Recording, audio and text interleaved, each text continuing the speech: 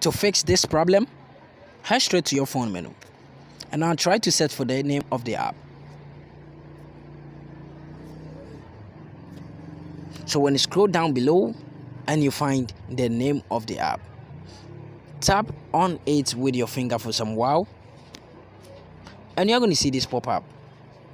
Now tap on application details, tap on force stop, then you tap on OK, tap on permissions, tap on location, then you tap on allow only while using this the app.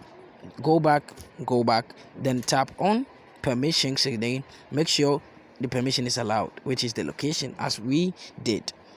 Tap on notification and make sure the show notification is still on. Go back and tap on mobile data and Wi-Fi. Make sure the background data is still on. After that, go back, then you tap on storage and cache. Now tap on the clear cache. After doing this, go to Play Store and check for the update. So after updating it, then tap on the power button for some while. Now reboot your device. After rebooting your device, this problem is going to be fixed.